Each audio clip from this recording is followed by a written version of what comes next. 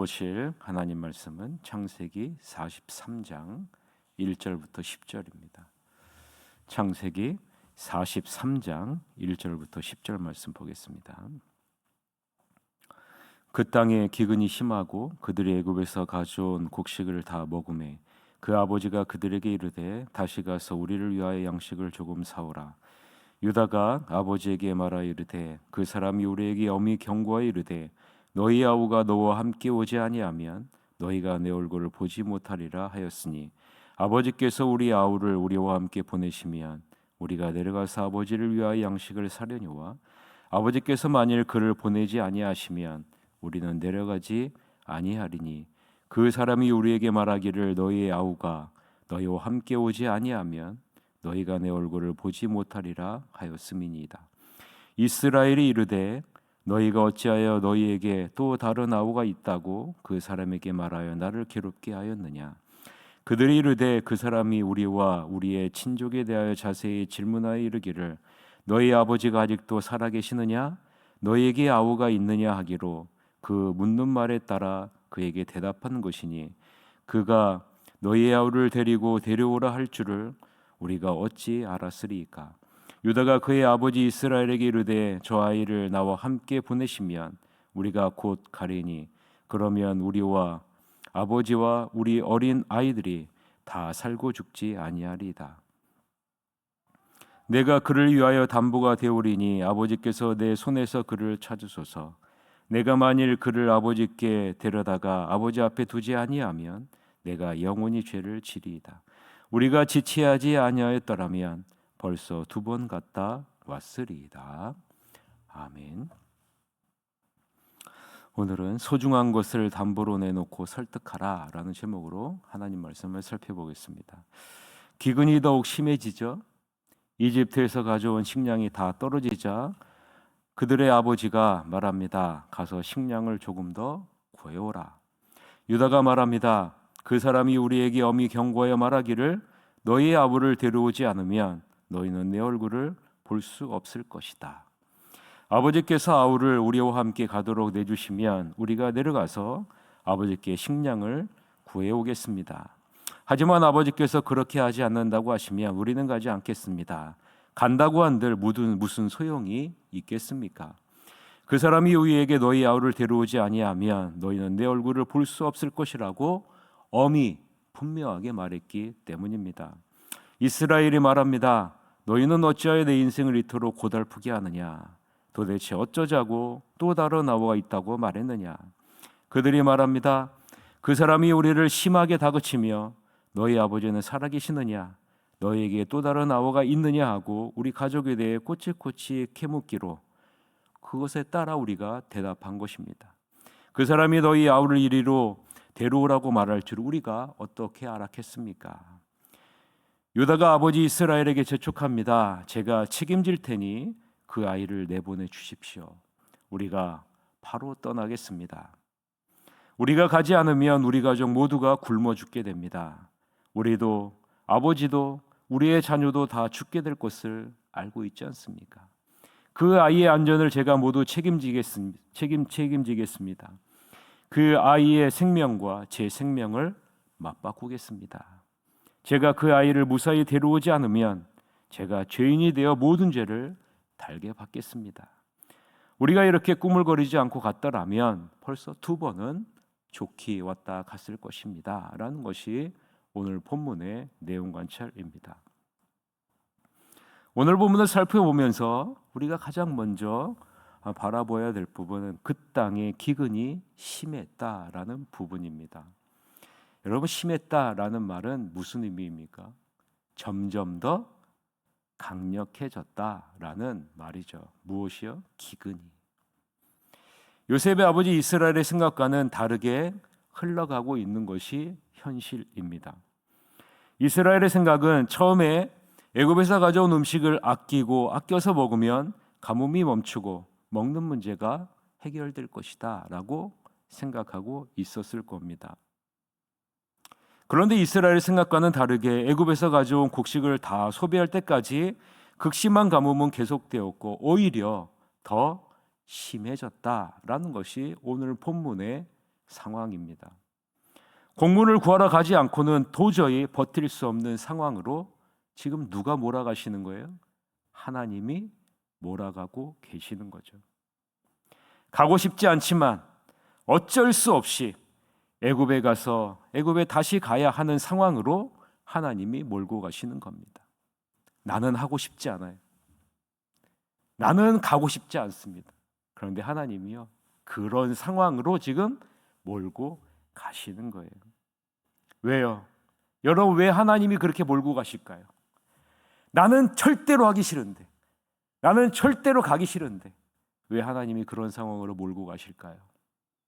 지금 하나님의 뜻이 어디 있는 겁니까? 지금 하나님이 일하고 계시는 곳이 어디입니까? 애굽이라는 거예요. 하나님이 약속하신 말씀을 지금 애굽에 있는 요셉을 통해서 이루고 있기 때문입니다. 고난 가운데 지금 하나님이 일하고 계신다라는 것을 지금 오늘 본문을 통해서 보여주고 있는 거죠. 여러분, 의미 없는 고난은 우리에게 절대로 없습니다. 하나님의 분명한 의미를 담고 있는 거죠. 그래서 이스라엘은 요셉의 형들을 불러 애굽에서 양식을 다시 사오라라고 명령합니다. 그 내용이 오늘 본문 1, 2절이죠. 같이 한번 읽어봅시다.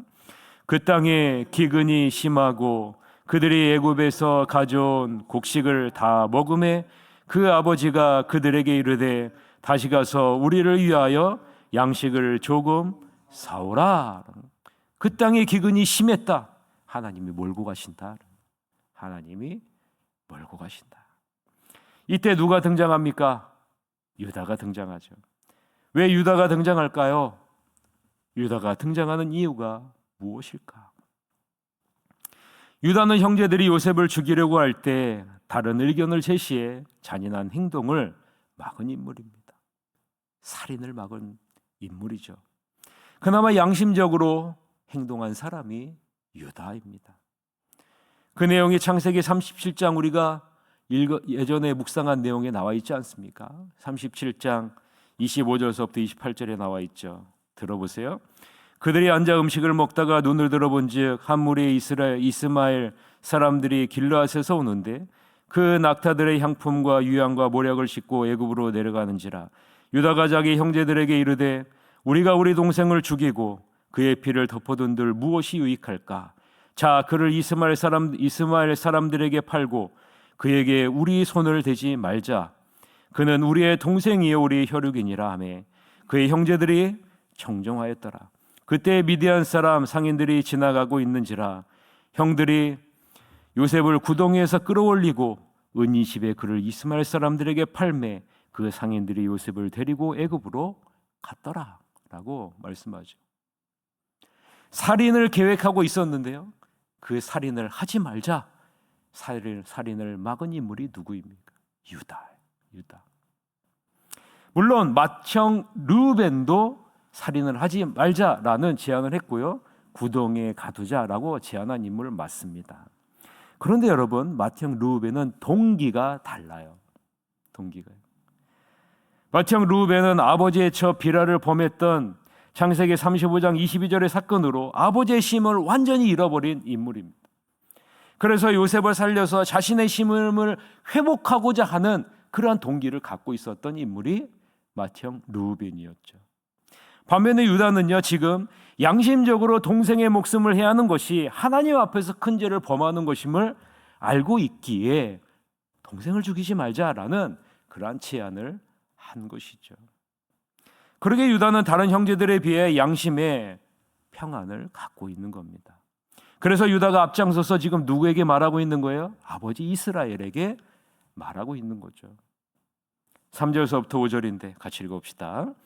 유다가 아버지에게 말하여 이르되 그 사람이 우리에게 엄히 경고하여 이르되 너희 아우가 너희와 함께 오지 아니하면 너희가 내 얼굴을 보지 못하리라 하였으니 하나님께서 우리 아우를 우리와 함께 보내시면 우리가 내려가서 아버지를 위하여 양식을 사려니와 아버지께서 만일 그를 보내지 아니하시면 우리는 내려가지 아니하리니 그 사람이 우리에게 말하기를 너희의 아우가 너희와 함께 오지 아니하면 너희가 내 얼굴을 보지 못하리라 하였음이니이다 라고 말씀하죠.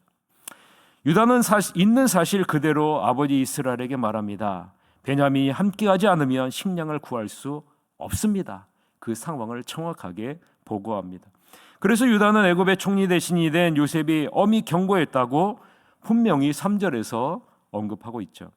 지금 요셉이 심각한 표정으로 단호하게 경고하고 있는 이유를 우리는 알아야 됩니다. 요셉이 왜 이렇게 심각하고 단호하게 경고할까요? 요셉이 오지 않으면 식량을 줄 수 없다고 이야기할까요? 요셉은 하나님이 약속하신 이스라엘 백성들이 큰 민족을 이루게 하시겠다는 하나님의 뜻이 지금 어디에서 이루어진다는 사실을 지금 보고 있는 거예요? 애굽에서 이루어진다라는 사실을 보고 있는 겁니다. 그러게 지금 있는 곳을 떠나 애굽으로 내려와야 한다라고 베냐민을 예를 들어서 엄히 경고하고 있는 겁니다. 쉽게 말하자면 지금 여러분들이 있는 곳은 하나님의 뜻이 있는 곳이 아닙니다. 하나님이 일하고 있는 곳이 아닙니다 라고 지금 말하고 있는 거예요. 하나님의 뜻이 있는 자리는 지금 요셉이 있는 애굽이라고 지금 말하고 있는 거예요. 이것이 하나님의 확실한 계시를 갖고 있는 자의 단호함 아니겠습니까? 이것이 하나님의 말씀에 깨어있어 영적인 안목이 열려있는 하나님의 일하심, 하나님의 계획하심을 바라볼 수 있는 영적인 눈이 띄어져 있는 자가 갖고 있는 단호함 아니겠습니까? 베냐민도 와야 하고요, 아버지 이스라엘도 애굽에서 와야 하고요, 모든 가족이 지금 와야 한다라고 말씀하고 있는 겁니다. 그래야 산다는 거죠. 그래야 하나님의 뜻을 이룰 수 있는 하나님의 뜻을 이루는 통로로 쓰임 받을 수 있다는 겁니다. 하나님의 뜻이 있는 자리, 하나님이 일하시는 자리로 와라. 내 주장과 생각과 판단을 내려놓고 하나님의 일하심을 보라. 유다의 말을 들은 이스라엘은 여전히 베냐민을 보내기를 주저합니다. 그러나 이번에는 베냐민을 보내지 않으면 안 되는 상황으로 하나님이 몰아가셨죠. 그래서 어떻게 결국 이스라엘은 깨닫습니다. 이것을 우리는 6절에 나오는 나를 괴롭게 하느냐라는 문구에서 확인할 수 있죠. 자신이 의지했던 유일한 존재를 내보내야 하는 자리로 하나님이 몰아가시는 겁니다. 이에 유다는 다시 한번 베냐민을 보낼 것을 촉구하죠. 8절서부터 10절 같이 읽읍시다. 유다가 그의 아버지 이스라엘에게 이르되 저 아이를 나와 함께 보내시면 우리가 곧 가리니 그러면 우리와 아버지와 우리 어린아이들이 다 살고 죽지 아니하리이다. 내가 그를 위하여 담보가 되오리니 아버지께서 내 손에서 그를 찾으소서. 내가 만일 그를 아버지께 데려다가 아버지 앞에 두지 아니하면 내가 영원히 죄를 지리이다. 우리가 지체하지 아니하였더라면 벌써 2번 갔다 왔으리이다 라고 말하죠. 그런데 이번에는 유다가 뭐라고 얘기합니까? 내가 담보가 되겠습니다. 내가 담보가 되어서라도 베냐민의 안전을 책임지겠습니다. 더 나아가 베냐민을 데려오지 못하면 내가 평생 그에 대한 죄책을 받겠습니다 라고 말합니다. 자신의 목숨을 담보로 내어놓겠다는 거죠.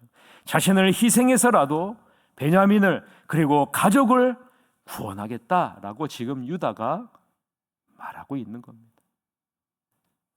9절에 나오는 내가 그를 위하여 담보가 되겠습니다 라는 이 유다의 모습, 이 모습을 통해서 우리는 누구를 볼 수 있어요? 누구의 모습이 연상되십니까? 예수 그리스도의 모습이 연상되지 않습니까? 다윗의 후손으로 오셔서 새 이스라엘을 구원하기 위해 자기의 생명을 주신 그리스도의 희생이 떠오르지 않습니까? 하나님의 맏아들로서 형제인 우리들을 구원하기 위해 자기의 목숨을 내어주는 그러한 결단과 순종의 모습이 유다의 모습 속에서 나타나고 있지는 않습니까? 우유부단한 이스라엘의 선택으로 고통 가운데 있는 가족들을 구원하기 위해 하나님이 유다를 들어서 자신의 뜻을 내려놓게 하시는 거예요. 자신이 의지하던 모든 것을 완전히 내려놓게 하시고 누구를 바라보게 하세요? 하나님만을 바라보게 하시지 않습니까? 하나님은 자신을 희생하면서까지 가족을 살리려고 결단하는 유다의 자손들을 귀하게 사용하시잖아요. 여러분, 하나님의 뜻을 위해, 하나님이 일하심을 위해 희생하는 하나님의 자녀들, 그 자손을요, 하나님은 귀하게 사용하십니다. 귀하게 사용하세요. 창세기 49장 8절에서부터 12절을 보세요. 유다는 사자 새끼로다. 내 아들아, 너는 움킨 것을 찢고 올라갔도다. 그가 엎드리고 움크림이 수사자 같고 암사자 같으니 누가 그를 범할 수 있으랴. 규가 유다를 떠나지 아니하며 통치자의 지팡이가 그 발 사이에서 떠나지 아니하기를 실로가 오시기까지 이르리니 그에게 모든 백성이 복종하리로다.